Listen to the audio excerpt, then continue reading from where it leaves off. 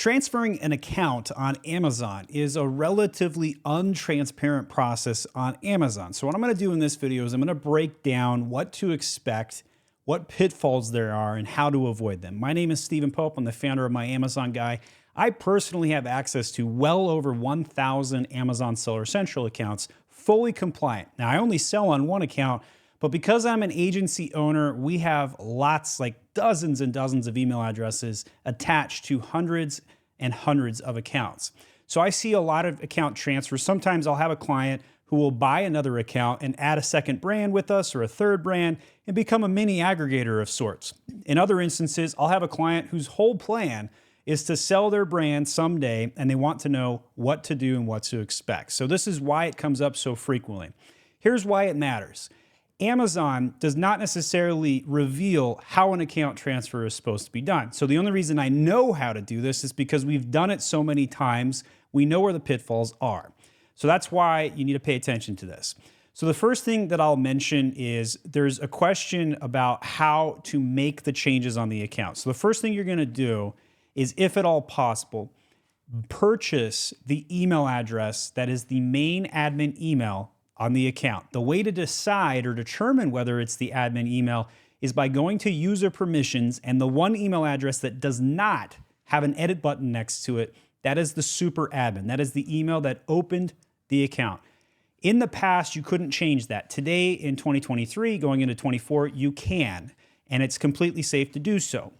However, when you transfer that email address, you must, at all costs, never transfer it to an email that is attached to Amazon in any shape or form. Not a personal Amazon account, not a secondary user that you have on a different account at all. It needs to be a unique email address. So if you're going to change the email address, make sure you switch it to something brand new. You could make it a group email. That'd be fine. You could do admin@yourbrand.com. Doesn't matter what it might be, as long as it's unique. Very relatively easy to make the transfer on the email address. This is the easiest and most important step that you take because it gains control of the account. You don't want to purchase the account and then the old Amazon seller can retake global permissions and stuff like that. You want to avoid all of that. Once that email address has been changed, make it clear in your purchase agreement that they cannot use that old email address on another Amazon account, because that can also come back to bite you and create a suspension issue. They must retire that email address from Amazon if you're going to change it. Even if you purchase it and switch it, they still can't use it moving forward. So keep that in mind.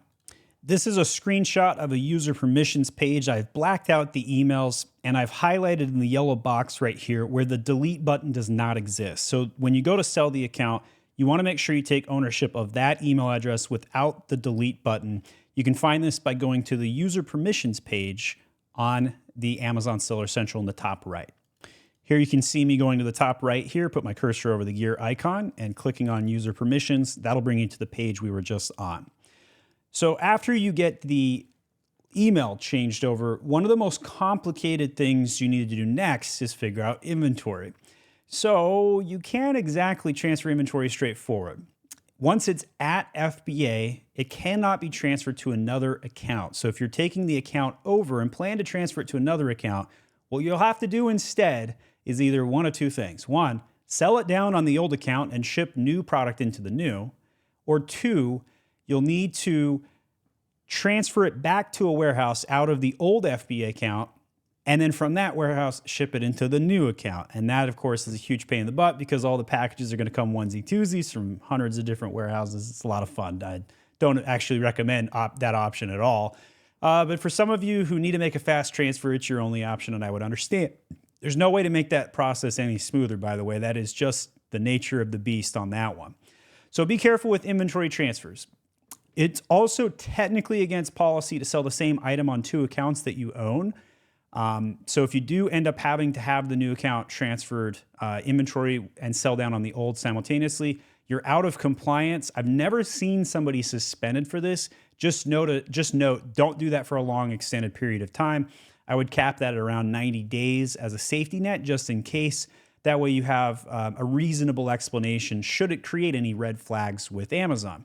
I also do know of several people who own multiple accounts and sell the same items across multiple accounts out of compliance, and they've also never been suspended.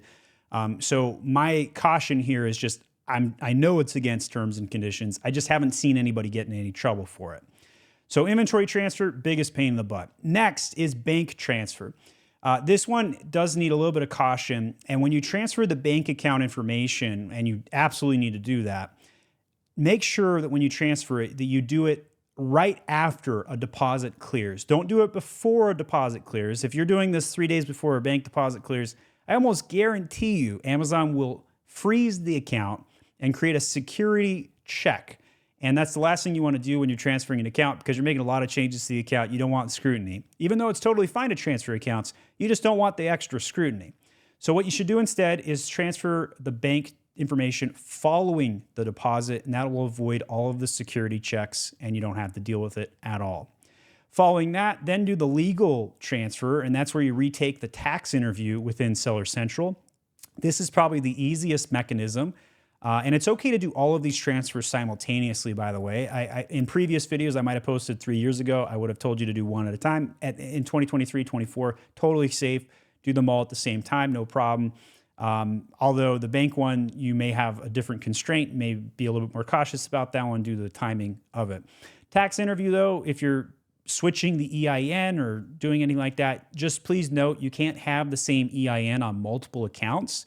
So if you were going to have multiple accounts, you're going to need multiple EINs. If you're just going to transfer from one account and add it to your second account, you won't need a second EIN. You're just going to have one account, no problem. By the way, I typically do recommend having one super account over multiple accounts. I think it's easier to manage. There's less fees, less accounting issues. But if you have different partners or different tax infrastructures, depending on which partners you have on each brand, you'll definitely need new accounts. That's pretty much the only time I recommend having multiple accounts, unless you're a crazy drop shipper. In that case, you're going to need lots of accounts because you're going to get suspended because drop shipping is against terms and conditions. Also having multiple accounts as a drop shipper, also against terms and conditions.